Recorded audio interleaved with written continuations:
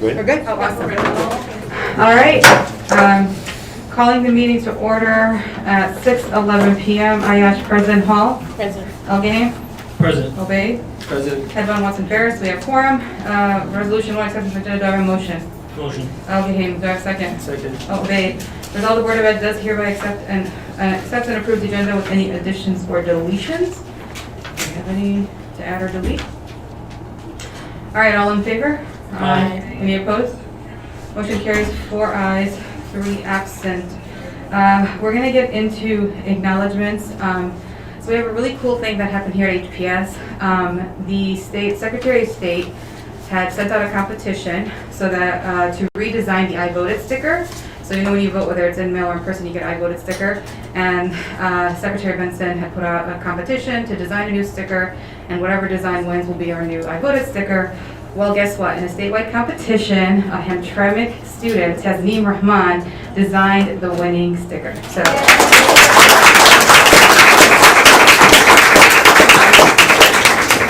So she is putting Hamtramck Public Schools on the map with her amazing art skills. Tasneem, if you're up here and would like to take a photo with the board and the super, you can. I'm not going to make you feel awkward, but we're very, very proud of you, regardless. So, congratulations.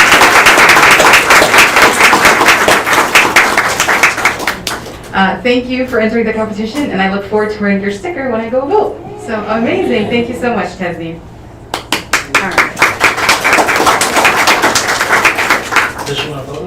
I don't think so. You're good? No, okay, we're good. Thank you, Tasneem. We appreciate you. Next up, we're going to go right into reports to the board. We have Dr. Alavi for the WIDA results. Whenever you're ready.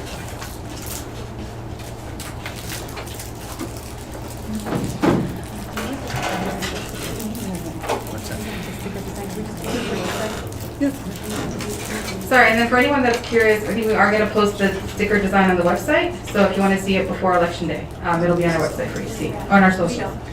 Yeah. Thank you.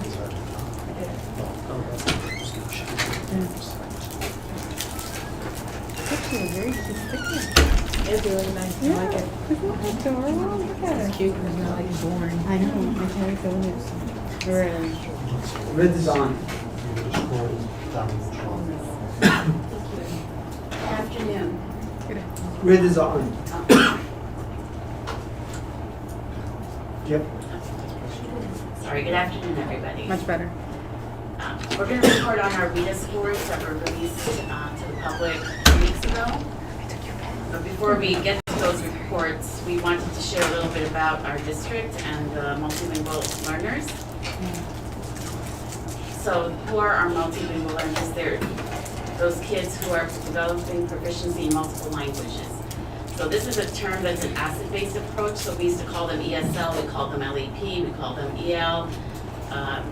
You name it, they call them that. So now we're working with MLs. And that's the legal definition of what a multilingual learner is. They're kids or people who are born in or outside of the U.S., Native Americans, or migrants. So these are the different terms over the years that they've used to identify MLs according to the federal policy. So those are different terms that are used with the federal policy. They started with the limited Sorry, can you English. turn on your mic? Okay. Thank you. Is it okay now? Perfect.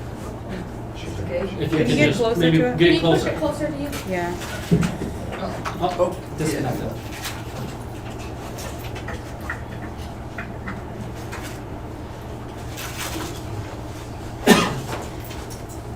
So 1968 term, Limited English Speaking Ability, LESA, enacted by Bilingual Education Act. And then we have in 1978 term Limited English Proficiency that we are still seeing used in some of our documents, federal documents, and even in our MyStar. We have that term, which is really deficiency based, and we want to get away from that term. Then in 2001, we have English Language Learner, ELL, which was used during No Child Left Behind Act. In 2015, somebody realized that English language English language learners that English is a language, so it became redundant, so they just changed it into English learner, and this was under Every Student Succeeds Act. And now we have another term that's adopted by Illinois State Board of Education in 2019, emergent bilingual, which is also intended to be positive because it values both of the languages that are spoken. ML's enrolled in Michigan Public Schools. This is state data. From fall 2011 to fall 2021, we have a significant increase in multilingual learners population, starting in 2011 from 76,953 to in 2021, 91,932, and these numbers are exponentially growing every single year. Michigan is home to a fast-growing ML population as the number of MLs enrolled in K-12 schools increased more than 30% since 2010. And in 2024, MLs represented more than 6% of all Michigan students, and by 2025, 1 out of 4 students in classrooms across U.S. will be an ML student. The following data is pulled out of the source English Learner Accountability Hub, and MLs enrolled in K-12 comprise 6.58% or 94,540 students. Former MLs, or how we call them in our Hamtramck public schools, FELS, they are 46,858 students. So those are students defined as students who exited VITA due to proficiency. And in our state of Michigan, that exit criteria is 4.8 on VITA score. Top 6 languages spoken by MLs are Spanish, Arabic, Chinese, German, Afroasiatic, and Bengali. These are HBS, the following slide that describes HBS home languages, with Arabic leading the board, approximately 1,305 students, then English 1,058 students, Bengali 871, Ukrainian 50 students, Pashto 37, Bosnian 29, Urdu 11, Swahili 10, Spanish 7, Uzbek 7, and the rest of the languages are really below 7 students, which means Russian with 3, Albanian, Polish, Afghan, Dari, Turkish, so that's less than 7 students in speaking these languages. In Hamtramck public schools, 23 languages are spoken currently, as that data is pulled out 2024-25 school year. In Dickinson East, if we look at the languages in different schools, we have that some languages are spoken more or less in different schools. So in Dickinson East, we have 43% speaking Arabic, 32% speaking English, and then 20.4% speaking Bangla. Then the rest of them are speaking either Spanish, Ukrainian, Swahili, Urdu, Turkish, Uzbek, Persian, Farsi, and Bosnian. Dickinson West languages, we have 39.7% speaking English. So we see the change here on the board, and then we have Arabic speaking students 28.4%, 23.8 Bengali, and then Pashto and Ukrainian, Spanish, Punjabi, Polish, Bosnian, Hindi, Urdu, Macedonian, Somali. In ECE, we can see that most spoken language is Bengali. So it's a little bit different than other schools. So 44.8%, then we have Arabic 25.6%, and English 24.4%, and the rest of the languages spoken in ECE is Albanian, Ukrainian, Amharic, and Urdu. In Holbrook, Arabic is spoken, 62.9% speak Arabic language. Then we have English, 26.3, Bengali 6.6, and the rest of the languages are Russian and Pashto. And one student is speaking this rare language that really is spoken in, which is interesting fact. It is Basque Escara, which is a language spoken in Spain and France. Only 3 million people in this world speak this language, and only 800,000 claim that they know this language proficiently to speak and write. And it is very interesting for this language that it's not connected to any language. It is very interesting history. It's perceived to be an ancient language, so it doesn't, or you cannot connect it to any other spoken language group in the world. So it stands by itself. In high school, following languages are spoken. We have Bangla leading. Bangla leading 33.6%. Then we have Arabic 32.3%. English 29.2%, and the rest of the languages Spanish, Ukrainian, Pashto, Swahili, Macedonian, Urdu, Somali, and Polish and Bosnian. Horizon languages, we have predominantly spoken language English, which is 46.2%, followed by Bengali 30.3%, and Arabic 20.2%. The rest of the languages are Pashto, Swahili, and Albanian. In KMS we have Arabic spoken predominantly, and then we have 31.5%. English is spoken 30% of the students speak English, 29.1% Bengali. And then we have Spanish-speaking students. We have 7 Spanish-speaking students in the entire district. And we have a Ukrainian. Ukrainian population is constantly increasing. Pashto, then the rest of the languages, Urdu, Swahili, Bosnian, Polish, Uzbek. Tau-Beta languages, predominantly spoken language is Arabic with 74.5%. English 21.5%, and Bengali 3.3%, and we have Ukrainian also spoken in Tau-Beta. Okay, so this is just FYI, I found this map of United States, and these are the different languages that are spoken throughout the country other than English and Spanish. So it's, when you have a few minutes, you can go through them and find really interesting languages. And then the next map is Midwest only. They have them for the other parts of the country too, but I thought it'd be interesting to see when French is spoken and where Arabic is spoken. Because it does have an impact on looking at WIDA scores when we look at them nationally. Because WIDA is a national test. Not every state takes it, but it's important to see because the like Vietnamese and there's Chinese, they all come from different symbols. It's not the Roman languages. And now we'll just talk a little bit about the assessment itself.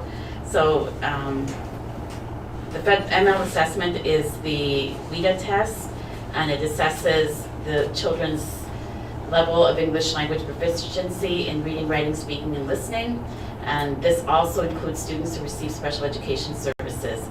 Michigan is not an opt-out state, so parents cannot say, I don't want my child to take WIDA or MSTEP at the lower grade levels. They don't have that choice, kids have to take it. WIDA is if they've been identified as a multilingual learner. So the way WIDA came about was, initially it was introduced by Wisconsin, Delaware, and Arkansas. That's where they got their acronym. But Arkansas said, I don't want to be a part of this, and they dropped out. So it became the World Class Instructional Design and Assessment, so that's where WIDA acronym is. These are our results as a district, HPS proficiency trends. So in 23-24, we were at a 3 proficiency level, so it goes up to 6. from 1 to 6. And then 22-23, we were 3.1, and 21-22, 3.1. We have really stagnated. There hasn't been much growth with our MLs when it comes to WIDA. These are our results statewide compared to all of Michigan, Wayne Risa, which is our ISD, and then Hamtramck. And we're not too far behind when it comes to the rest of the state. One interesting fact is that I learned that some places in Michigan have not been testing their MLs on WIDA, even though they've been identified as WIDAs, as MLs, and now they're just trying to catch up to that part. So we don't know what the actual results would be once everybody takes it. And then our school enrollment at this point compared to the other schools in the neighborhood. So we are at 3226 as of last Friday, I think it was. But these are the numbers of the neighboring schools, all the charter schools that we have around here, and that's important to look at once you see the next slide. So Handley scored 3.6. We're HBS here, and then all the other schools have, give or take, around that same mark. But we have to also look at the number of kids that were tested versus how many we tested. We had 1,843, whereas Handley only had 41, Kniff had 20. So it really is not you can't compare those numbers with ours, but we're up there too. These are our newcomers, how many newcomers we got as of, I believe it's the second week of school that we put this data together. Hamtramck High School has the most newcomers, so we need a little bit more work with the newcomers. We need more support working with them. And then the next slide. And then these are our multilingual learners with disabilities, so students who are in special ed across the grade levels. It's important that we include them. Our data for WIDA, so the WIDA data that we have is the kids who took the WIDA, all the kids, including those with disabilities, but then they have another test called WIDA Alternate Access. That's next slide. So this one is given to kids with the most significant cognitive disabilities. So they are not included in the total that we showed you earlier. These scores have not been released yet. They're supposed to arrive, supposed to be available next week, and then they will come into the buildings around October 23rd, and then we send them home then. And then these are our students with disabilities over the school years, last 3 years. And then these are our current Bell students, the students that Miss Mariana was talking about who have exited out of WIDA, so they're going to be monitored for 3 years, but they no longer have to take the WIDA test. And that's it. Thank you. Do you have any questions? Is this on the drive? Yes. I didn't see it. It is. It's literally the first thing. I don't see it. It's not sure. In the regular meeting, September 18th. Let me see if you're in here.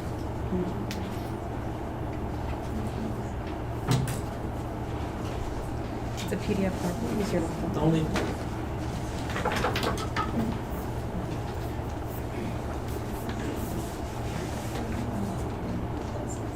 Oh, hello. Share drive. nothing. I only got handwritten notes. That's it. Joanne, can you double check? It's in there. I know, but he's not in the drive anymore. Can you see what happened?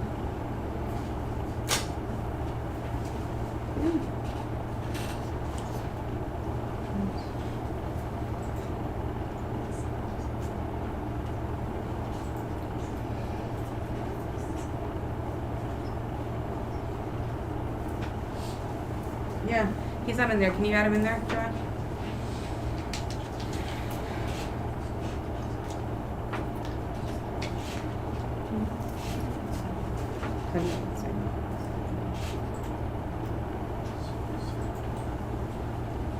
I don't think there are questions for you guys. I think you're all set. Thank you.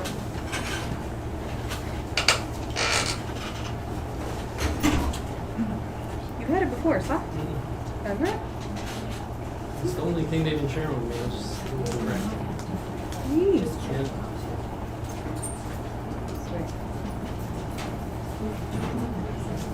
Okay, when she adds you, we'll check them, but it's definitely in there. Oh yeah, I think so.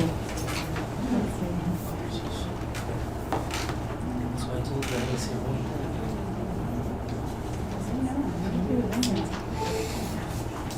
You're in there, David.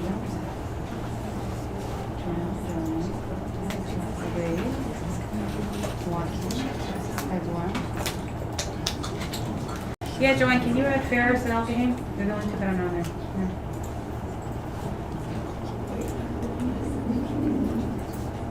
Yeah. And the orientation drive, they're not in there either.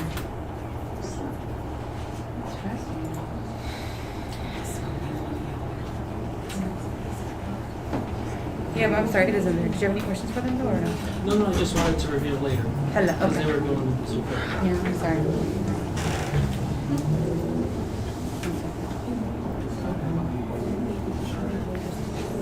All right, thank you so much for that presentation. Next up, we have construction updates with Ron and Mike from Plant Moran and Frank Wiggle. Come on, Actually have Mike and Joe, Mike and Joe. Yes, that's right.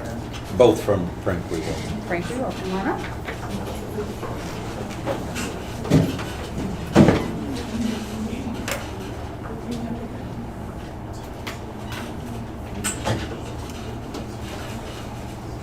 Good evening. Good evening. All set? All right. And thanks for having us here. We want to give a little report about the summer activities and then the upcoming activities. So first, the summer of 2024 was a very successful summer for construction. We put in over $15 million worth of work over the summer. So, it's really 10-week, 11-week period of time that we're putting $15 million of work in place. So, very successful. All of the schools, they're not all completed, but all of the schools opened on time without interruption to their students, without interruptions to the staff. So there's from school perspective, it's a very successful summer. 4 of the 6 projects that were being worked on are, for all practical purposes, completed. There's punch list items, commissioning items, and things of that nature to finish, but those 4 projects were completed. 1 of the 6 was always planned to be a 2-summer project, so that first summer was this summer. Next summer we'll complete the project, which was planned. So only 1 of the projects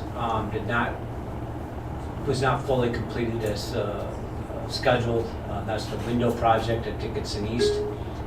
Thankfully, a window project is not like an HVAC project, right? So if you don't replace the window, you still have a window. With an HVAC project, if you pull out the HVAC and you don't complete it, you don't have HVAC. So it's none of that is through fault of anybody.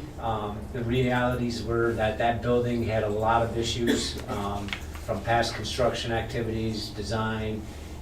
Things were falling apart a lot more than were visible to the eye when you started pulling things apart. So there was a lot of issues to be taken care of on that project.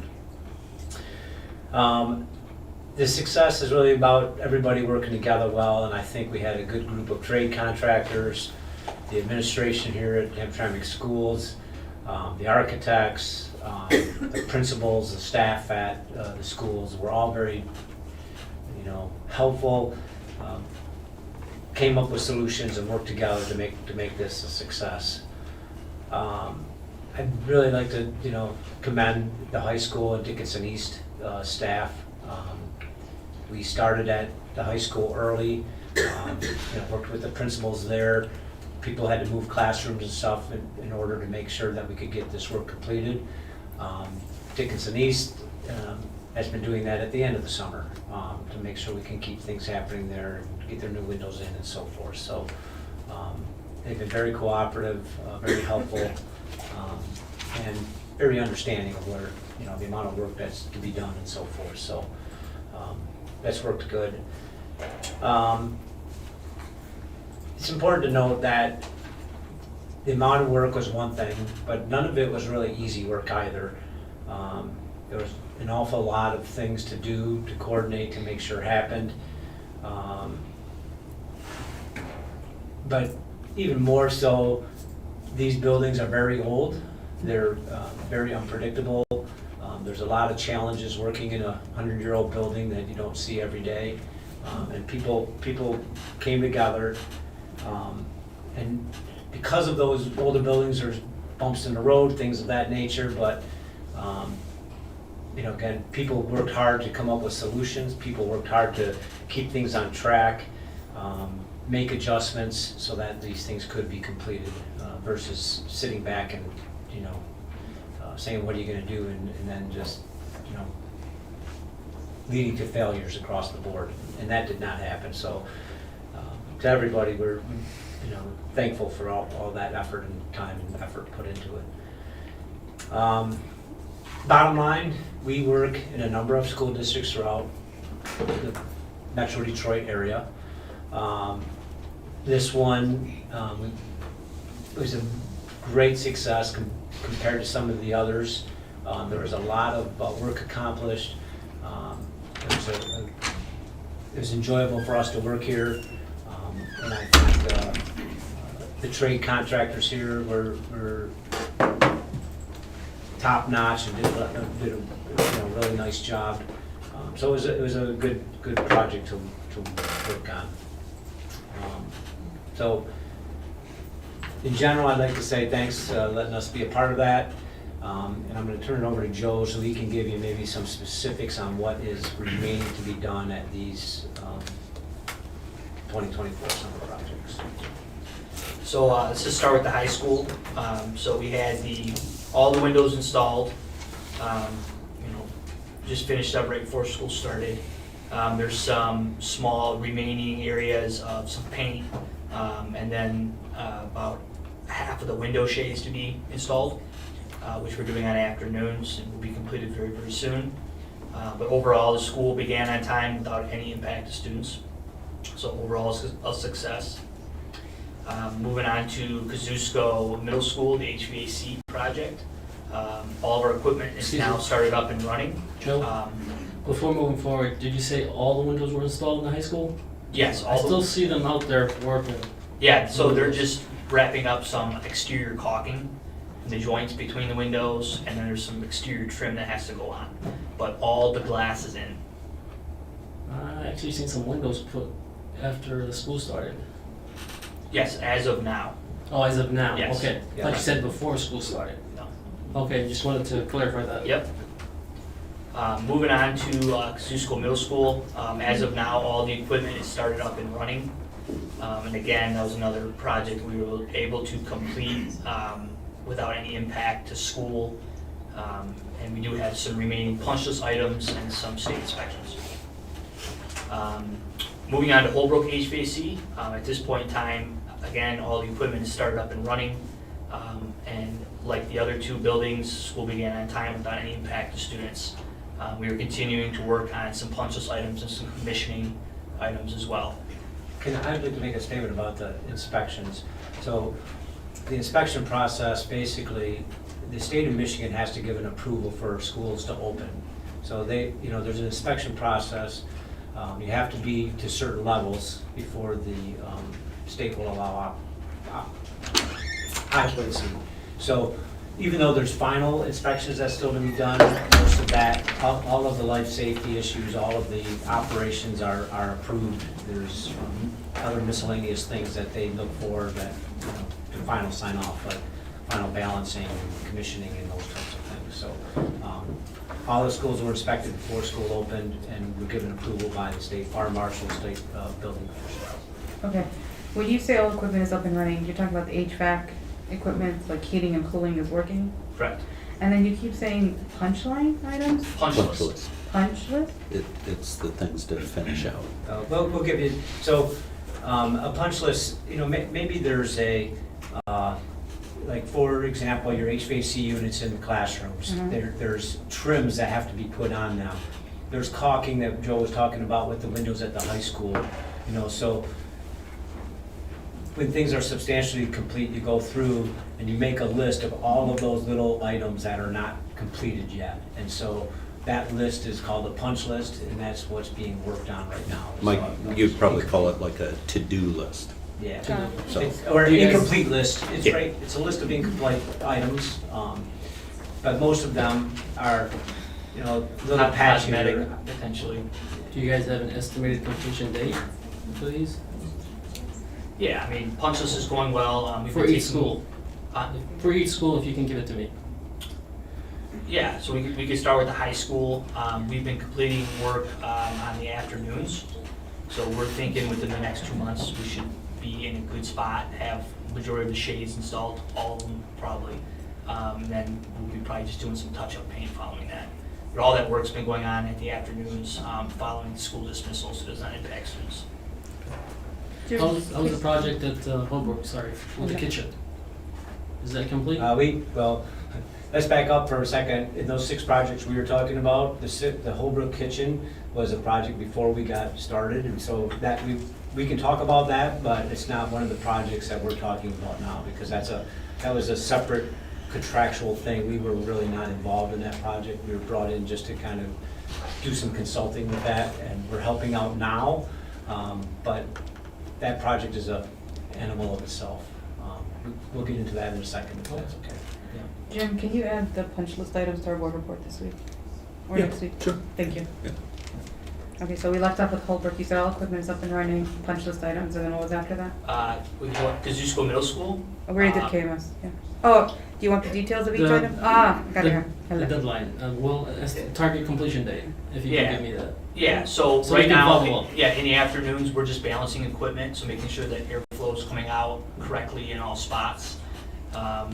Following that, we've got some final cleanup to do, so I would say roughly 3 to 4 weeks.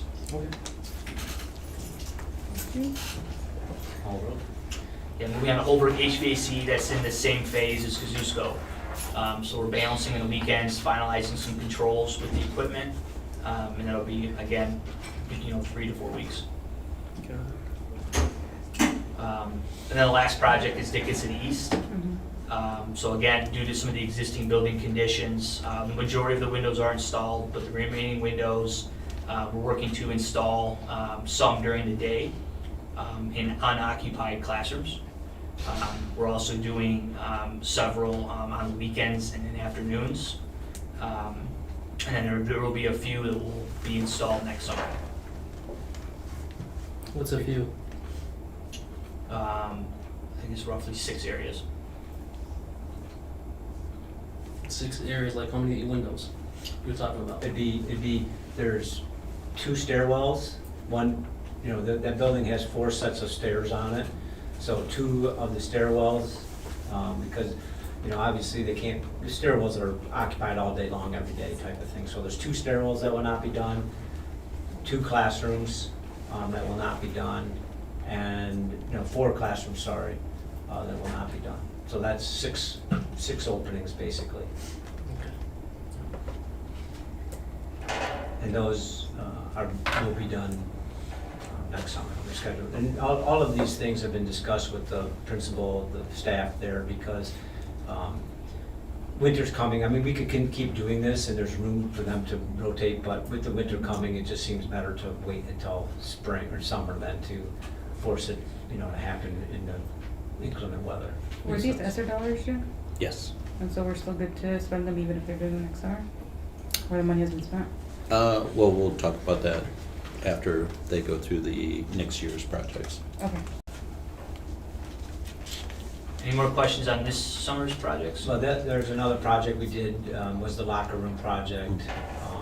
That was done at the play school. Basically demoed out the lockers and put up some walls for storage. And that's where a lot of the upcoming equipment for the next phases is being stored within those areas. Okay. So those are all the projects, Joe? Current. So if you want, we'll talk about the current upcoming ones now. So Can you, before going to that, can you give us some detail about the kitchen in Holbrook? Oh, okay. So the kitchen, the district has terminated the contract with Key Construction. Right. And part of that process is dealing with their insurance company, their bonding company. And it is a process, right? It's not a simple thing. So what we're doing at this point is we're in the process of assembling everything that's been done incorrectly. It's not just things that are incomplete, but a lot of the stuff was done incorrectly. So we're assembling all of that information, and then we're putting a cost to all of those things that are not done, or all those things that are done incorrectly. That is really a request of their bonding company. So once that information is assembled, then that goes back to the bonding company. But there's really no work is being done on anything at this point in time. Because if you do that work, you jeopardize the district having to pay twice for things, right? You could pay, but still have to pay Key Construction for that. So it's a legal process and bonding company process, and it's We've been working with attorneys, and, you know, as Mike's stated, you know, on their advice, you hold off on work because there's a certain amount of work that's left. But as he said, if we go in and do it, you know, actually could end up paying the contractor and paying whoever's doing the work. So you really have to evaluate what needs to be done, what wasn't done to spec, and then that's when you go back and you meet with the surety, the attorneys, and that's when we'll do the work. So it's a little bit, you know, prolonged process, I guess, but we're doing it on advice of the attorneys and doing it the right way. it's a very unfortunate situation. Yeah. Kind of concerned, because the last walkthrough I did several months ago, and you guys updated us, well, they gave me an update that everything was done, and the only thing was waiting on DTE. And once That- DTE switch everything, we should be good and running. And a lot of the problems are, so when DTE came in, Mhm. they energized the building, but the electrician then had to finish up his work, right? So there is a lot of installation problems with the electrical.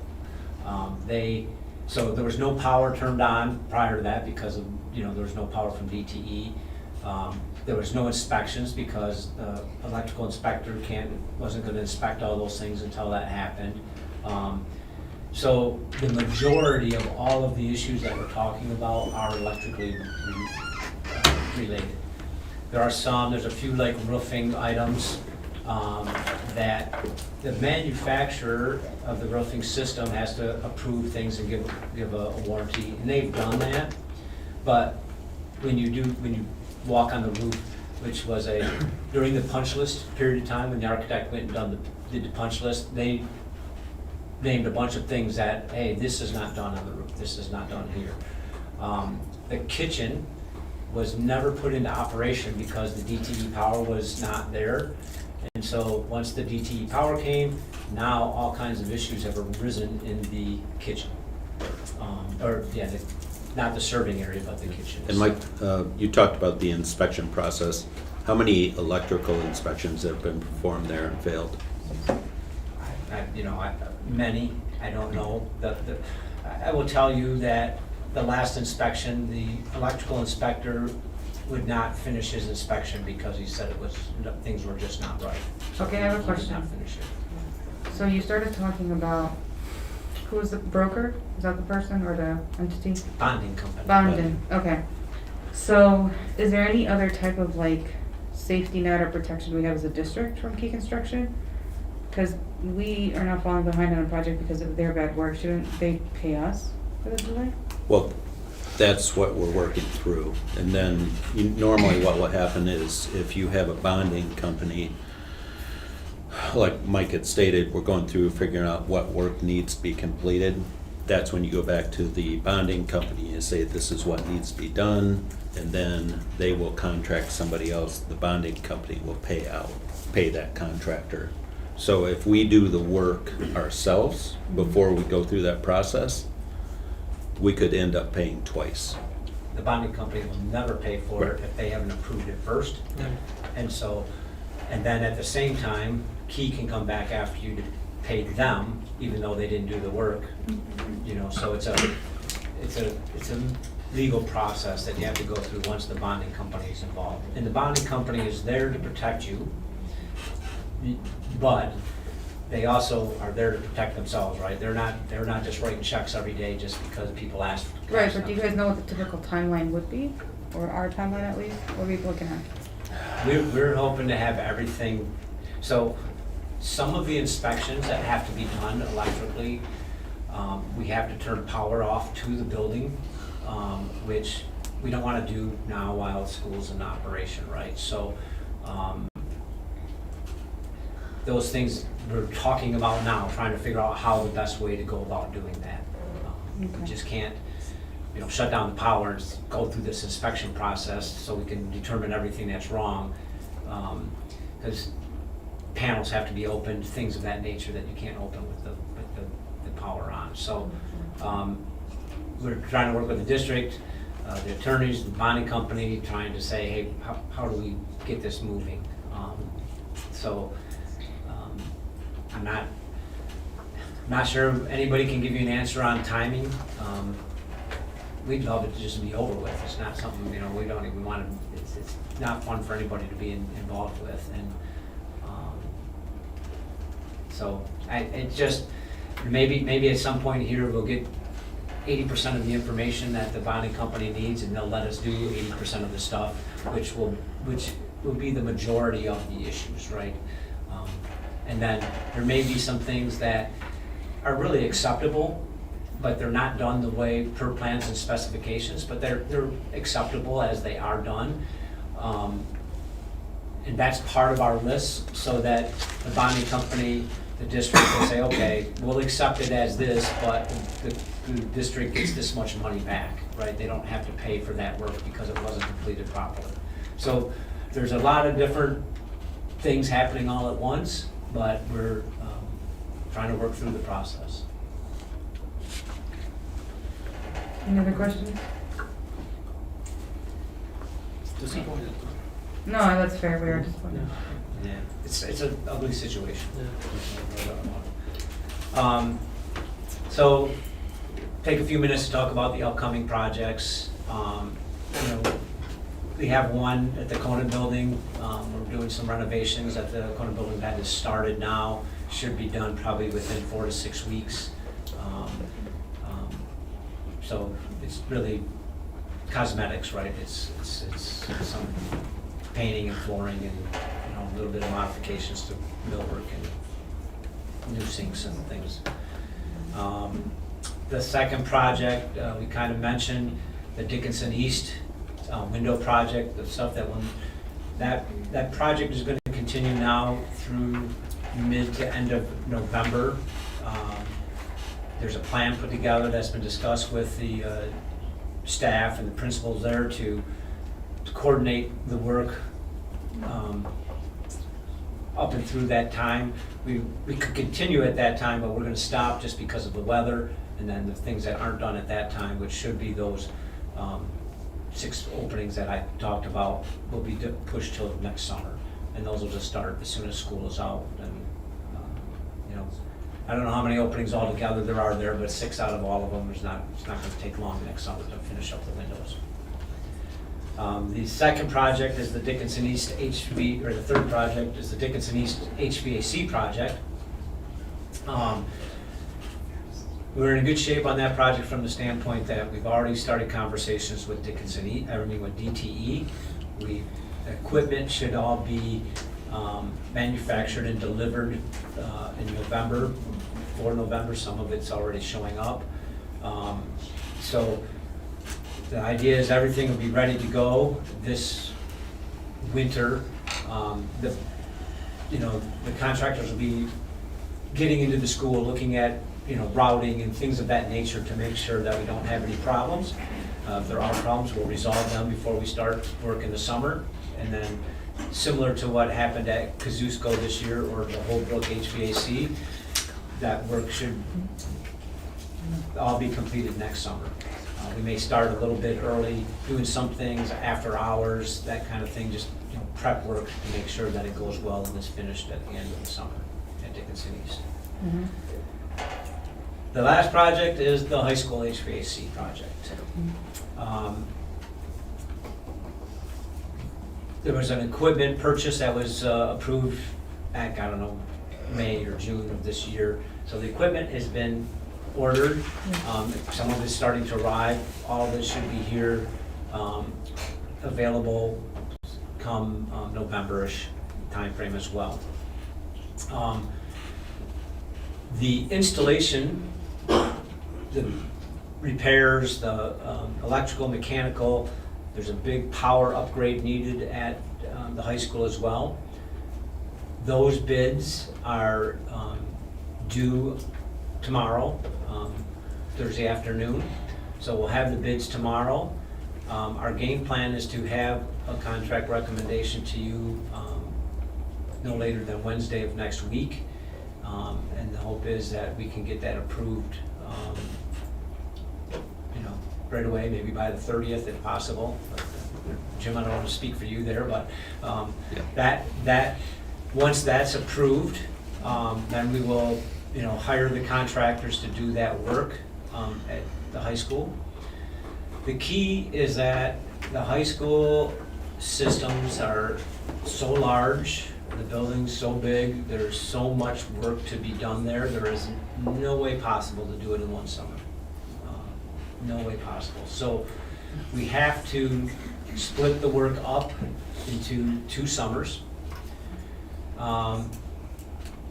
The work itself involves new boiler system, new, similar to all the units that have been put in at Kazusko, Dickinson East, or will be Dickinson East, Holbrook, ECE. Those units are part of what's called a hydronic system, right? They're hooked up to a boiler, hot water goes through them. Then there is a second part, which is all the large rooms, gymnasium, auditorium, those types of spaces. They both have different systems that heat and cool them. So the only way we can split the project in 2 is to do the large areas first and then do the classrooms second. Because the existing systems have to remain in operation, right? We cannot shut down the entire building, only complete part of it and not complete the rest of it. So the piece you can't complete, you have to leave on the existing system. So the only way to divvy this building up is really to do the big areas first, then do the classrooms second. So the first summer, we should be doing all the major rooftop equipment. There's a lot of steel work involved with that. It's the new electrical service so that we can provide power to for all that cooling, right, throughout all those large spaces. It Did you takes a start lot of working energy with to our cool. roofer guy or no? What's that? Did you start working with that roofer guy? It's a different, it'll be a completely different roofer company than what's been on your projects. Not the projects, the guy we hired. She's talking about structured tech. Oh, the structure tech? Yeah. Yeah, they're doing their study now, and right now, none of their recommendations are in this project. The roofing that's involved in this project is strictly to put rooftop units on to feed the cooling to the spaces. It's not a replace.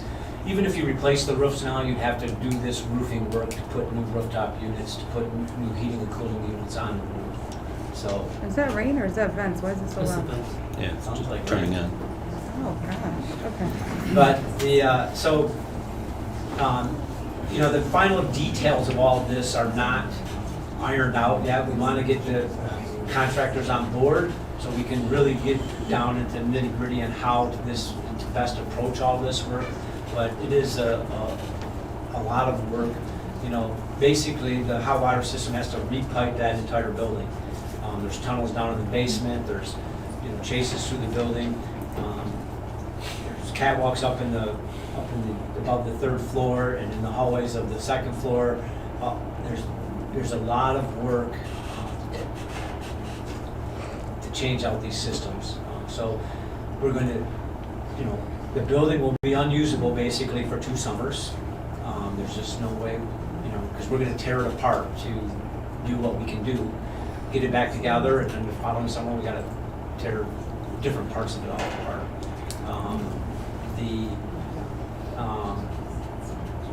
We're hoping also, just like we did at Kazusko, to be able to start a little bit early, work after hours, to do prep work, to get things ready, so that when summer comes, we're not, you know, we're ahead of the game a little bit. Is there a way to double the crew to get it done in one summer? Since you're gonna get all the equipment? The problem is the finding people to do that it in theory, you could probably do that, you know, but in Can we push for that at least, I mean, and not plan for 2 summers? in practice, it's gonna, the real problem is this: if we don't get it done, what's gonna happen next summer? And the systems are interrelated, right? So if this piece doesn't get done, then you can't operate this piece. If this piece doesn't get done, then you can't operate this piece. However, if we do the division correctly, then we can make temporary stuff to make this happen while this is done, and then or vice versa. So when you Question. shut the building down, you have it's a risk. It's a very big risk. So when you took out the lockers in the locker rooms, was there additional projects being scheduled for that area? That will be in the facility plan that we Your as, facility plan? yeah, the Okay. 10-year capital plan, that will Right. be discussed in there, what to do in those areas. So I do want to tag on to what Mike had said about the bids being due tomorrow. So originally what we did is we looked at the board meetings. The board meeting was going to be October 2nd. So we planned the bids to be ready, you know, do the interviews, do everything, have it ready for the board agenda on the 25th, go to the meeting, boom. Issue came along that with ESSER funds, we need to approve this before the end of September because we had some ESSER funds, MDE, so they put out information that you cannot buy software licenses that go past the expiration date of ESSER. People were buying 5, 10-year licenses, so that was about $700,000 that we had planned to purchase licenses. A good thing, Mike, correct me if I'm wrong, but we always put contingencies in our construction. We have about $400,000 of contingency funds that were budgeted that won't be used on some of the projects. And then indirect costs, we can't take indirect costs on capital projects, so that's about $800,000. So we're gonna come up short about $3 to $4 million. So with the bids that come for the high school, we're gonna ask you to come back to approve those so we can include them in ESSER 3. And then what's going to happen is we have to work with MDE to request an extension. You can request up to a 14-month extension for ESSER funds. So we're gonna say, you know, the projects, we could not complete the projects, we have the equipment, so extend for 14 months. So, and then as planned, part of the high school will come out of the general fund, but this way we'll be able to utilize actually more ESSER 3 dollars on capital projects. So for my board colleagues, we have to schedule another meeting before October 2nd. It'll be a short one. Sure. So I'm gonna text all of you individually to find some free time, okay? If y'all are okay with something as inconvenient as like a Saturday at 9 a.m., we can do that too. This would be helpful to do weeknights, but I'll text all you guys one by one. I do have some more. So the elevator project is something. Thank you. Okay, yeah. Well, you guys stay there. We might need you. Can I give like a super abridged version of it, because I feel like we might have been all on the same page about that. So the long and short of it is that they haven't done any movement on the elevator project because they're waiting on the board to discuss what we wanted to do. We have wanted to look at possibly getting a whole new elevator or repairing the existing one. After getting the feedback from our construction team, it is more cost effective to just repair it. A whole new elevator requires like a bunch of extra steps. I remember talking to all of you one by one about it, but Jim just wanted clear direction. Are we okay with moving forward with a repair of our existing elevator? I won't speak I any. think that was the recommendation, so we won't buy the recommendation. Yeah, so I'm okay with going with the construction recommendation. How's everyone else feeling? Same here. Mr. Ferris, I'm looking right at you. Okay. Ms. Hall? All right. Then I think the last thing. Yeah, sorry for the confusion, so we're okay with the recommendation. We didn't realize that y'all were waiting on that, so. So because we had so much construction going on Yeah. over the summer, I mean, we had, 5 buildings basically shut down. Yeah. A lot of moving parts, a lot of changes. We meet weekly, so everybody is communicating. Mike, Joe, Brandon, who's not here with Frank Rewald, have done a phenomenal job of keeping us up to date, running these projects. We have Ron from Plant Moran Cressa, Bruce Coltman, PIA, and, everybody communicating and keeping on the contractors. Their surprises come up, but we talk about them, so we understand what's going on. Again, I just want to compliment them and, look forward to continue to work and complete the projects. Thank you. Thank you. Appreciate the opportunity. Thanks. Any more updates before we get to more questions? Updates? You guys good? We're good? Questions? It'd be nice to get an update about the kitchen maybe every month or so. They can email you or something, and then you can Yeah. email Oh, us. yeah. I can include that in the board report. Perfect. Yeah, because, we talk about it, we email, have meetings. Good. Thank you. Thank you. Any other questions for our construction team? All right, thank you all so much. Thank you. All right, next up we have our board policy second read. So as a reminder, we're moving forward with editing some of the language in the committee use bylaw and striking committee meetings bylaw from our district bylaws. Does anyone have any feedback or questions?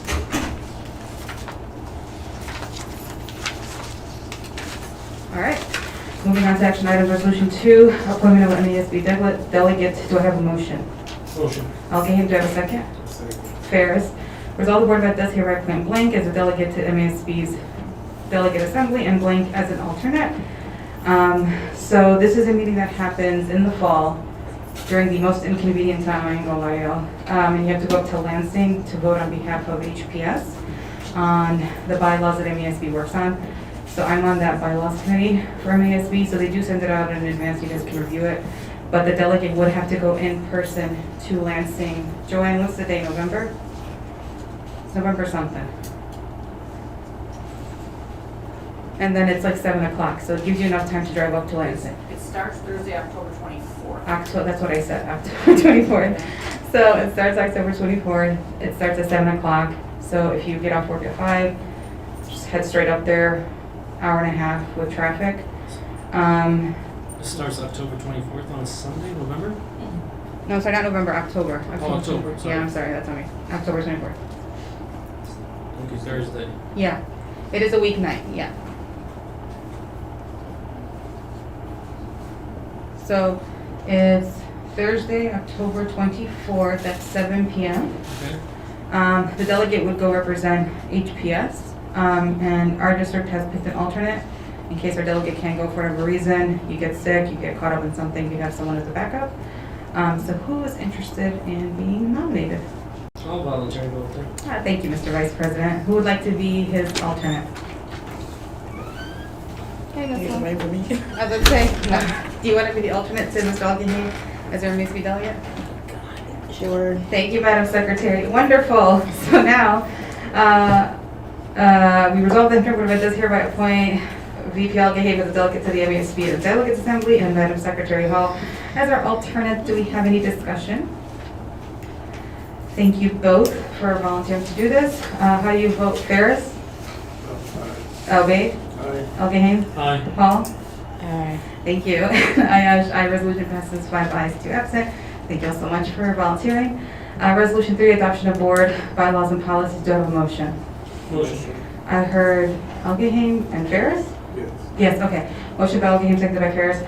Resolved that Hamtramck Board of Ed does hereby adopt the changes to the following policies as discussed, so the policy on committees and the policy on committee meetings. Do we have discussions? All right, how do you vote, Hall? Aye. Ferris? Obey? Aye. Okay. Aye. And I, resolution passes 5 ayes, 2 absent. Resolution 4, approval of a joint defense agreement. Do I have a motion? Motion. Okay, do I have a second? One second. Hall. Okay, let me note this. Articles 1, 2, and 3 of the approval of joint defense with authorization to enter an agreement, conditions for the execution, and the effective date. Do we have any discussion? All right, how do you vote? Algaham? Aye. Ferris? No. Obey? Aye. Hall? Aye. And I, resolution passes 5 ayes, 2 absent. Resolution 5, approval of purchase. Heather, are you here? SEL curriculum, do I have a motion? Motion. Ferris, and Algaham second. Resolved that Hamtramck Board of Ed does hereby approve the purchase of a K-12 SEL curriculum, Character Strong 12, not to exceed $99,170, purchased through Title IV funds. Hello, Heather, can you explain why this was purchased through Title IV? And I know this is our first time using it, correct? I'm not sure what the history of the SEL in the district is. Oh, that's fair, okay. What was your question again? I'm sorry. So purchased through Title IV, and then how'd you get to picking this one? So Title IV is for well-rounded, to have a well-rounded student. Can you get closer to the mic? I'm sorry, I do this every time. You can bend it, it's bendy. Yeah. Perfect. So me and Nate always brainstorm different ways to incorporate ways to have a more well-rounded student. So that's where social emotional learning came up. That was one of the things I was tasked with when I started, is to find a curriculum. So I put a community together. We vetted, I think, maybe 4 possible options, and we chose character education as far as to meeting the requirements in our My Kit, and have the teachers use that as a resource to teach character traits, and that was what all this was for. So it's district-wide, like Yes. every building? That option will be available for K-12. And were parents involved in that committee? Yes, we had a focus group. We had sorry, I'm not feeling well today. Same. We had parent engagement seminars this summer. So I was able to come in and spend about 30 minutes giving a presentation to the parents before their seminar started. And I outlined the whole curriculum, and I had a series of questions that I asked. The translators were there, and they were able to give feedback and ask questions, answer the questions that I had of them, if they, because I gave them the specific questions to ask, like how would this affect your family, things like that. And my secretary took detailed notes and their comments and their reflections, and then I even sent home a flyer for them to go home with QR codes that allowed them to be able to log on themselves and research it, and look at the same presentation that I gave, and look at it again. And then the next meeting, the next seminar, I stepped in and I asked them if they had any questions about the curriculum. No one had any more questions about the curriculum, and the overwhelming response was they would love to have character education brought into their child's classroom. That I even had one parent state felt that her high school student does not understand her. He used to be a good student, but he changed when he went to high school. She feels that this kind of program would have been helpful for him before going to high school. Those were some of the comments. The majority of the room responded that these are some of the same values that they teach at home, same character traits they teach at home. They felt that it would improve their families and their home life as well. And when I asked them if there's any modifications or things that they would see that they would change or they wouldn't like to see in the program, or potential parental concerns, the room responded no, there was nothing that they would like to see changed. And that's when I described them being able to go home and research it further. But yeah, so it ended up being a pretty successful presentation. Thank you. Any other questions? So there was a presentation, was that shared with Douglas? Yeah. Oh, okay. For some You reason should I have didn't get that access as to well. Joanne said she put you in there, can you check? Yeah, I didn't get that as well. And just a reminder that this was money allocated in the 23-24 Title IV budget that expires. I just This got it. $100,000 will expire No, no. at the end of the month. Yeah, 24-25 school year, and then if you click regular board meeting, there's a whole folder for SEO.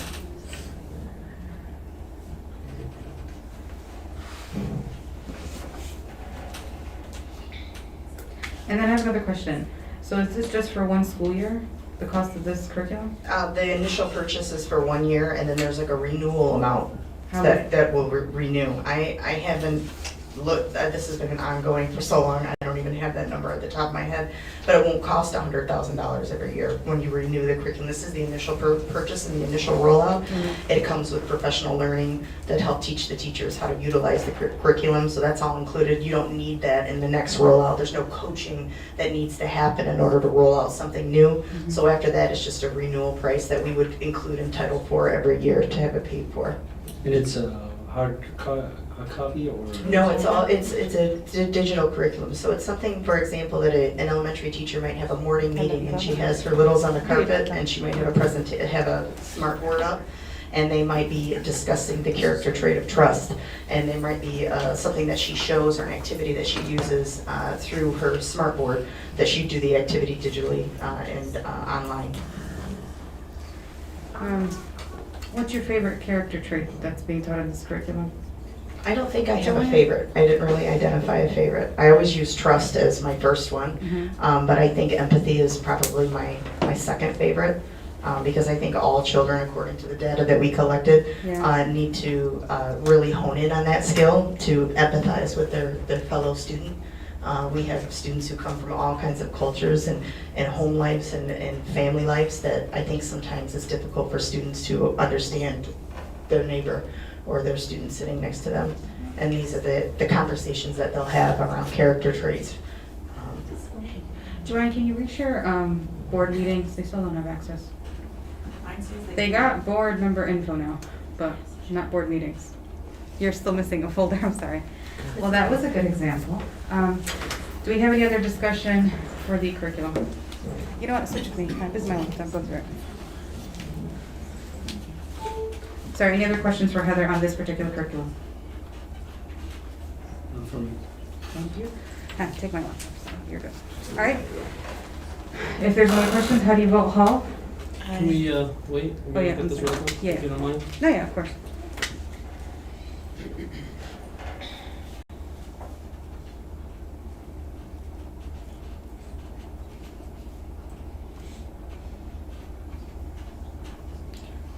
We can also come back to it.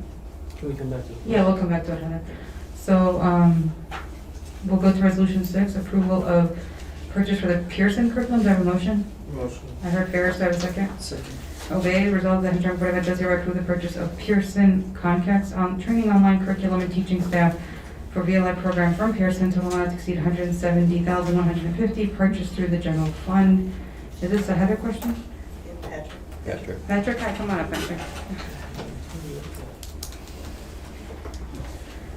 Hi, so this is for the upcoming school year, right? Yes. Okay. Is this it right? There we go. Can you hear me? Can you get a little bit, pull it up, or? So, I got it closer. There we go. Can you hear me now? Yeah. All right.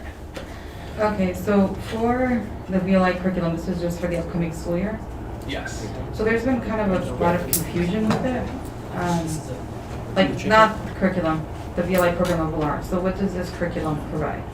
Yeah, so we have a slightly different license for this year, so that's why it costs more than it did last year. Yeah. So what this is they call it like a full-time online student. So each license gives students up to 8 classes per semester. 8 classes? Okay. Yeah, but we're and each of those classes comes with a Pearson teacher.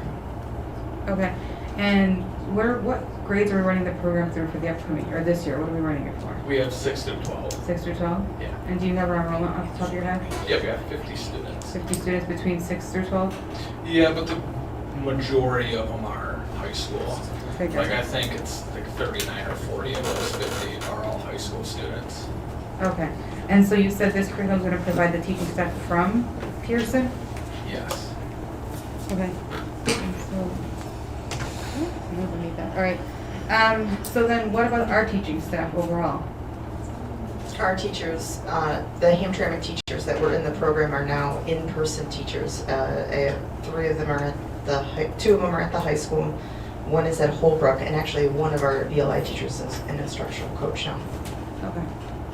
And then say we don't like this program. We tried it for the year and we just don't like it. Well, what do you guys want to do? Like, are we okay to drop it, or are you guys fully committing to this beyond this year? What are we thinking? What we are committed to is doing an, I guess, return on investment research on this program, because we have a couple other online programs that they use in the district, and to have 3 in one district is definitely something that we need to look at. And right now, having this program that has slowly but surely dwindled their numbers, we need to find the best route to serve the needs of these students in the district, the ones that really have a desire and a need to be virtual. But to have 3 programs in the district, I totally understand the need to really do a thorough investigation as to why, and research as to why we have so many and how we could possibly blend them and find the best one. So we're not married to this program whatsoever. It's just the program that was in place that the students are familiar with, but rather than having some, because we had some Pearson teachers before, we just didn't have all Pearson teachers. So now we're going with the all Pearson, because we have so few students. We fulfilled the need of in-classroom teachers. We needed teachers and students needed teachers in front of them. So this route, we were able to still kill 2 birds, where we had in-person teachers, and then we have Pearson teachers now for the small number of VLI students. But as far as this program and in the instruction, no, we're not married to it. I think it's something that we're going to evaluate.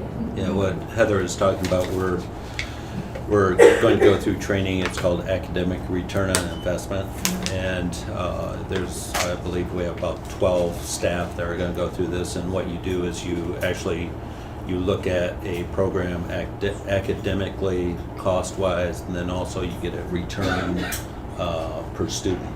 So you evaluate the growth, you evaluate the cost of that growth to really look at programs that have the most effect, the most growth for the students.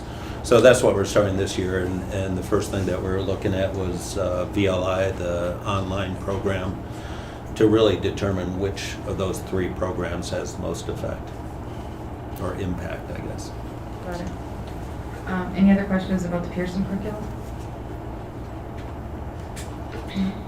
Okay, Henry, you good on the Pearson? Yeah. Okay. How do you vote, Obey? Aye. Ferris? Hall? Aye. Elgaham? Aye. And Ash, aye. Resolution passes 5 ayes, 2 absent. Resolution 7. I'm approval- actually ready for resolution 5. Want to go back? All right. Resolution 5, remind me who motioned and seconded. Ferris. Ferris, Elgaham.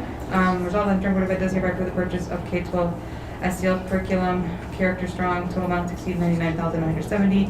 Purchase funded through Title IV. How do you vote, Elgaham? Aye. Obeyed. Aye. Ferris. Hall. Aye. And I, Ash, I, resolution passes 5 ayes, 2 absent. Thank you for that. Resolution 7, approval of purchase of Dell Chromebooks and cards. Oh, thanks, y'all. Mark, I know could be here, but just in case, do you have a motion? Motion. Paul, do I have a second? Second. Elgaham, I heard Elgaham first. Resolved that the Board of Ed does hereby approve the purchase of 4,333 Dell 3110 touchscreen Chromebooks and licensing from CDW-J for the total price not to exceed $1,719,811.03, and 29 computer charging stations from Bloom USA Inc. for total price not to exceed $23,653.85. Total purchase of $1,743,464.88 funded through ESSER 3. Hi, Mark. Hi. So does anyone have any questions about the purchase? So from, I think the last time we talked, yeah, this was a necessary purchase for the district, but we're able to use ESSER dollars for it, correct? I don't personally manage the ESSER grant, but I know technology can be purchased with ESSER. So, Yeah. That's, I mean, we work with Mark. Nate Talbot is our grants person, so we've worked with MDE, and this is a budgeted expenditure. Okay. And are these ones that the kids can take home, or do they stay in the classrooms? What kind are they? These are meant to replenish all the classroom cards throughout the district that are still suffering from COVID. Got We're it. just going to do a complete district refresh. Okay. Fix and clean the ones that are existing, that are Yeah. still viable, Okay. for distribution. So, And what's like the, not shelf life, but like the longevity of these devices? these particular ones, the obsolescence is in 7 years. So I think it's Okay. Any other questions? All right. How long will these, last, I guess, do you think, till the next purchase? 7 years? well, it kind of depends on the breakage rate. I think we have about a 10% rate of destruction on the devices. So I could get you a more accurate number if you give me some time to do math. But, Just guesstimate. Guesstimate. We should be I won't able to see you next make year, most of them. We should be able to make most of them last at least 5 years. 5 years. So okay. at least 5 years, because as new software and stuff is released, sometimes requirements go up. So we may want to get something where we have to have something else. Sounds good. Any other questions? Any other questions? All right, how do you vote? Ferris? Obey? Aye. Elgame? Aye. Hall? Aye. And aye, resolution passes 5 ayes, 2 absent. Thank you so much, Mark. Thank you. Resolution number 8, awarding a bid for the Conant Building RTU replacement. Do I have a motion? Second. Hall and Elgame. Resolved that the Hamtramck Board of Ed does hereby award the bid for the Conant Building Remodel RTU replacement project to Train, Michigan, total bid not to exceed $158,542. Project funded through ESSER. Jim, take away the discussion. All right, thank you. Okay. So, as you know, we purchased the building about 4 years ago, have not occupied it. We're looking at moving in there now, as we discussed a little bit earlier. The rooftop units they were new to the building when it was built. So they're 20, 21 years old. A couple of them having some issues. So we have the ESSER funds that can be used for HVAC at this point. So we wanted to use funds from ESSER 3 to upgrade the building. Does the entire building need to be upgraded, or can we upgrade some? No, all the units need to be replaced. And so we're using the Conant Building as like a new central office. Is that the plan? Yes. And who's going to be like housed in the new central office? It'll be everybody except for the superintendent, HR, and business. And eventually, those 3 departments would go over there also. But right now, there is, so it's interesting. I know we were going to have a meeting there. I thought it'd Yeah. be great to get over there and look at it. The part that we couldn't get into until late June was for the dentist's office, the doctor's office, and pharmacy. Yeah. Actually, they have several hallways of offices. I believe there are 30 offices in the area that are, what Mike had said, we're going in and doing a refresh, we're doing painting, we're doing, patching of walls, creating a couple of conference rooms, and then that will be the area for all really student services, like the curriculum, special education, all the departments except for the 3. And then eventually, so what we'll do with the rest of the Technology building. or no? I'm sorry? Technology. I'm sorry, yeah, thank you. Technology will be over there also. So we'll be able to get them out of the high school, free up some space at the high school. They have a large warehouse type space where they'll be able to, with double doors, be able to receive things. Much more efficient and effective for those departments. And then I talked about the facility plan, 10-year capital plan. We will put the renovation of the rest of the building on that plan to be prioritized, once we go through that plan. What are our plans for this building once we move everyone over there? Well, that will be part of that capital plan too, discussion. So what's RTU again? Rooftop unit? Yeah, rooftop, yeah. What You're was- learning. The air conditioning or what? It's, It's yeah. both HVAC. Yeah, it's everything, heat, air. Okay. Any other discussion? All right, how do you vote, Mr. Ferris? Wade? Aye. Elgame? Aye. Paul? Aye. And aye, resolution passes 5 ayes, 2 absent. Resolution 9, approval of purchase a passenger van. Do I have a motion? Motion. Elgame, second. I'll second. Resolved that the Hamtramck Board of Ed does hereby approve the purchase of a Dodge ProMaster passenger van for McKinney-Vento from Valley Ford, total purchase not to exceed $78,881. Jim, take it away. All right, thank you. So first, I'll say what McKinney-Vento is. McKinney-Vento is a federal program to provide additional services to homeless students. So we received approximately $62,000 in the ESSER funds, and then through reallocation throughout the state, we actually received additional money. I think it went up to total of $110,000. So we need this van to drive the students. We have about 90 students in this program. So we drive them to doctor's appointments. We actually buy them clothes. Drive them to get food, grocery shop. So it's really providing services to our homeless students, so our most vulnerable students. So would the van be exclusively for them? Yes. Okay. And then who's driving them around? That would be it'll be Corliss and Hannah. And the parents are okay with, I'm not judging them, but the parents are okay with their kids being driven around with these people? We do it now. Perfect. But still, are they still okay with it? Yes. Okay, thank you. Any other questions? All right, how do you vote, Obaid? Aye. Ogeham? Aye. Hall? Aye. Ferris? And I resolution passes 5 ayes, 2 absent. Thank you. Thank you. And sorry, no, that was passed.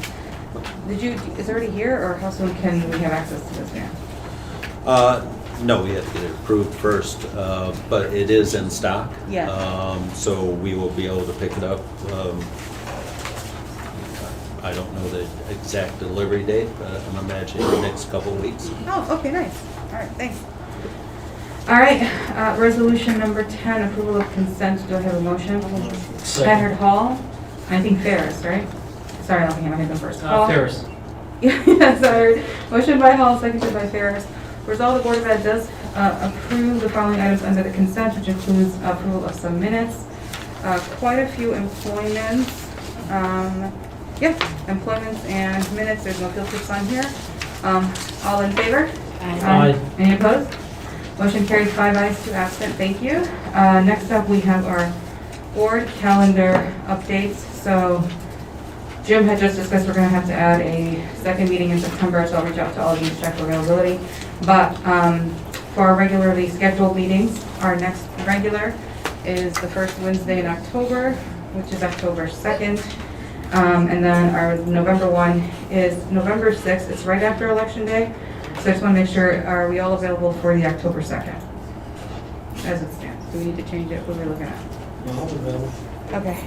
I'm still free. Ferris obeyed, October 2nd? Good. Good? I know you're not, that's fair, okay. And then for November, so again, it's the day right after elections. I'm not sure if anyone works elections, I'm not sure work schedules are like, but are we still okay with the 6 p.m. on Wednesday, November 6th? I'm okay with it. Yes. Yeah. All right, that's all we have. Yeah. Hopefully we're celebrating, right? Okay, before we get into audience participation, I'm gonna call a 5-minute recess, okay? All right, 5-minute recess, well, 6-minute recess, we'll reconvene at 7:40.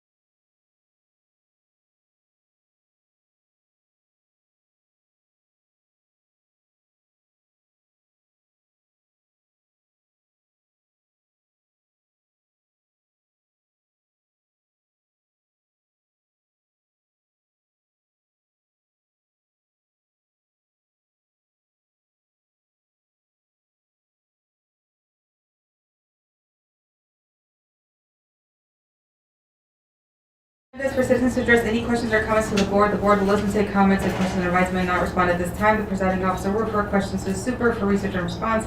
Persons wishing to address the board must complete an honest position form to submit to the board president. Form must be filled out completely to be accepted. First up, I have Shahina Akhtar.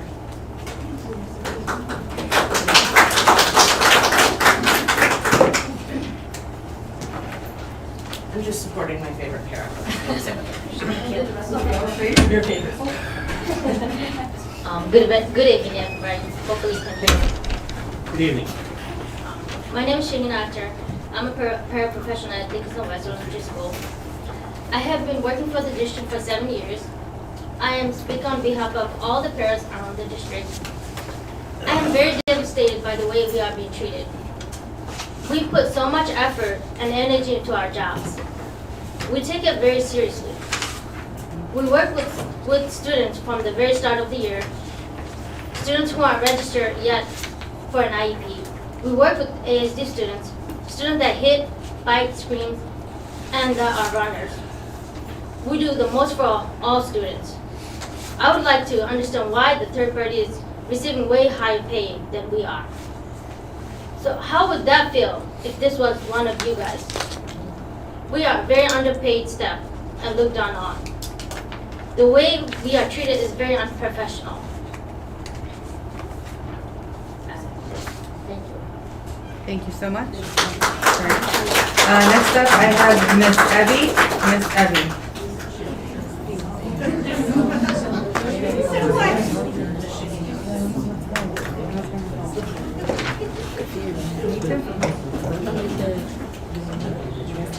My name is Miss Evie.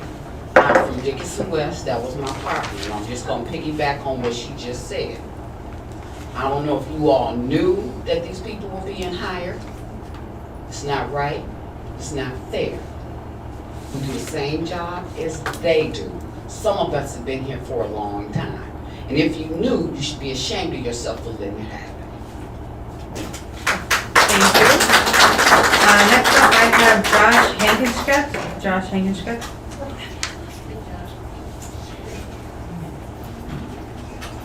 Hi there, can you hear me? Yes. Fantastic. It's so good to see you all here today, all together. I'm very excited that you decided to have this meeting and that you're working towards making this going to be a great school year going forward. I'm really excited to be here in Hamtramck. I live here. I work for Hamtramck Public Schools as a teacher at Tau Beta for middle school math. I love my job. I love working for Hamtramck Public Schools, and a lot of other people do too. We just hired a lot of new staff at Tau Beta, and I'm really excited. We have a new principal. We have a new secretary. We have a new paraprofessional. We have a new music teacher, and I'm pretty sure we're in the works of getting a new art teacher as well. We hired a new science teacher. He was actually on one of the consent agenda items for approval, and he already left our district. And part of the reason that this happened is because there was no setup for him when he got here. And so I want to be clear with the board that part of hiring people who want to be here in Hamtramck, and he wanted to be here. He went to Hamtramck Public Schools. Some of the teachers who were his teachers are still here teaching. He wanted to work in this district, but he came in and had no badge, couldn't access the building. He wasn't able to access our printers without a badge. He didn't have email set up right away. He didn't have MyStar set up right away, which is how we do register or attendance for students. So he couldn't take attendance for his classes. He couldn't even print an attendance report to then check off. And so it's and it doesn't stop there. It's not just those types of things. He also was not onboarded with the curriculum that he was expected to teach. We have a science curriculum, but apparently nobody was able to convey that or put that together so that way he could on day one know what that science curriculum was or where to find the materials for it. And so I'm really hopeful that this year, as we continue to hire more dedicated, awesome people to make this district awesome, that we work harder on keeping them here, because this is a very competitive market. 30 seconds. And we have a city that people want to come to. We have a district that our contract people want to join and be a Hamtramck teacher. But then when they come here and realize that they have nothing to set them up for success, it really scares them away. And so I'm hoping that we can be more competitive with other districts by making sure that our onboarding process is smooth. I really appreciate your time. Thank you. Thank you. Next up, we have Tony Coral. Tony Coral.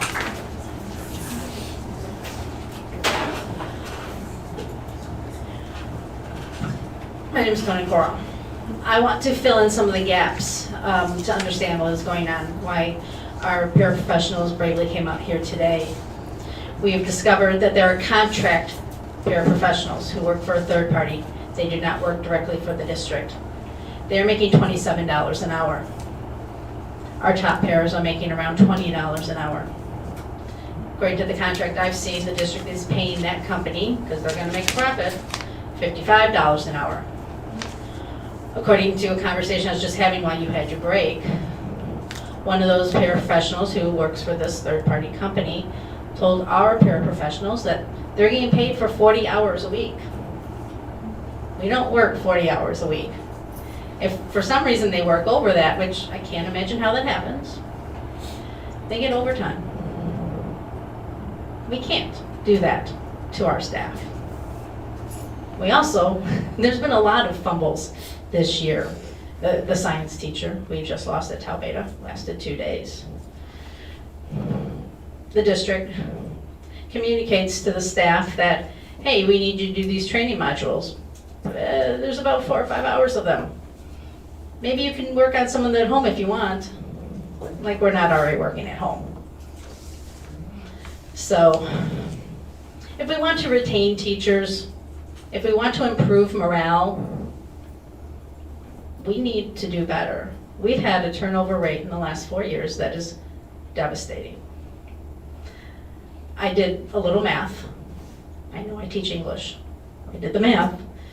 Since the staff that was at Dickinson East in 2019 to the staff that started a few weeks ago, 70% of that staff at Dickinson East is no longer at the building.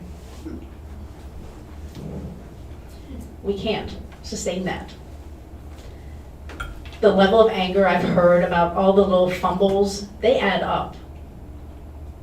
We can do better. We don't have a student code of conduct. Why is that? That's on y'all. Anyway, I know we can do better, and we will work with you to help out.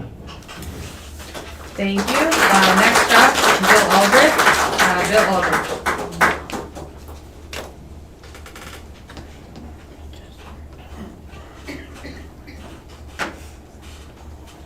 Hi, good evening. So I wrote this while I was getting ready. So as you may know, I get to mentor the high school environmental club, LEAP. And after 4 in-person years, I've watched the seniors who are going to graduate this year blossom into real leaders and change makers. Like, these kids are the kids I want my own senior in high school to hang out with. They tirelessly sort and manage the paper recycling at the school every week at a confidence level that our paid staff should wish to emulate. The students in LEAP handle all the paper for the school. They get it into our paid recycling dumpster, and we get paid a price per ton. It's amazing to watch them work. Last year, they got a funding commitment to pay for a cardboard dumpster from General Motors. It was a generous gift, but we weren't able to make use of it due to the construction of the building, and also, more importantly, a skepticism about their ability to manage the cardboard waste that the building produced. That was a disappointment as their advisor, and yet it's in the past. That was last year.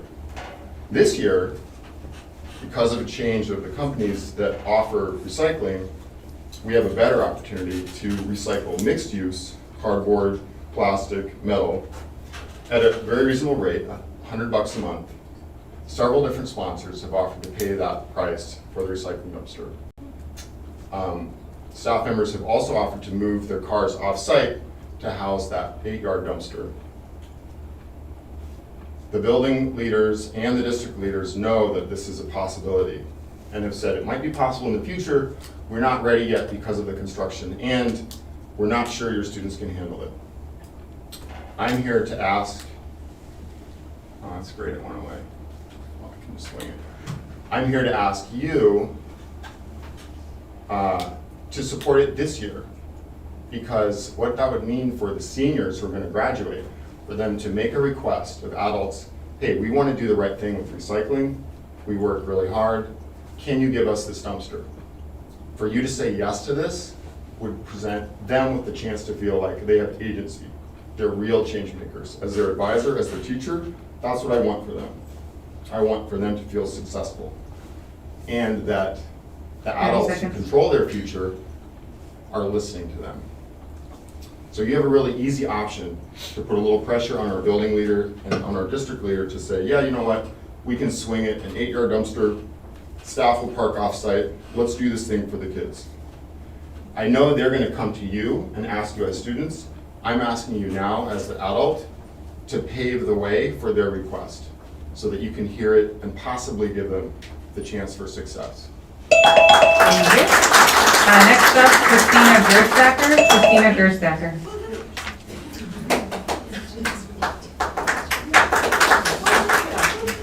Hi, everybody. Hello.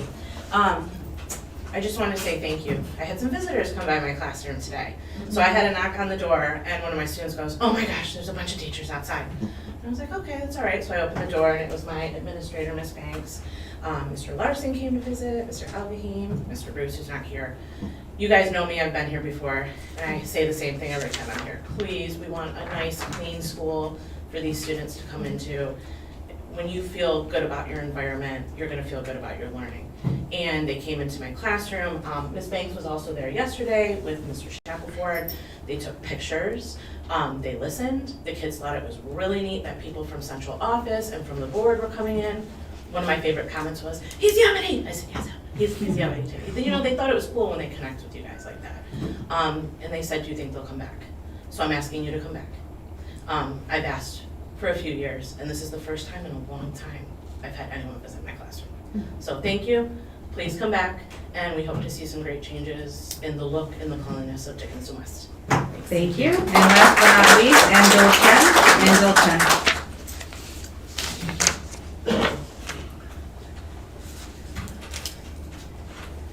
Hi everyone, my name is Angela Chen and I'm a resident of Hamtramck. I'm here today because I've been working alongside Tony Coral, HFT members, Interim Superintendent Jim Larson, and our lovely community members in forming our ballot committee, Vote Yes for Hamtramck Kids, to educate community members about the millage renewal on the November ballot. And I am here because we need the board's support. We have kicked off the campaign with multilingual literature and canvassing and are in the midst of creating a multilingual informational website. We have started to have many conversations with community members all over our wonderful city to support Hamtramck kids and our schools. And I would also like to use this time to highlight board member Al-Ghatim's support in talking to the mosques about the millage renewal. I'm going to use the remainder of my time to ask for donations of $500 from all board members so that the committee can continue to raise awareness about the $2.7 million millage renewal with multilingual mailers, yard signs, and digital ads, as we also need multilingual support and canvassing as well. Tony Coral can give you further information about the work the committee has done and information on how to donate to the committee and how to volunteer to canvass to ensure that our students get the support they need in order to be successful in our schools and our community. Thank you. Thank you. All right, any other board business to discuss? All right, also would like to give Mr. Algame his flowers for your involvement around the district and for the levy. So thank you for that. With that being said, there's no other board business. Meeting adjourned at 7:56 p.m. Thank you.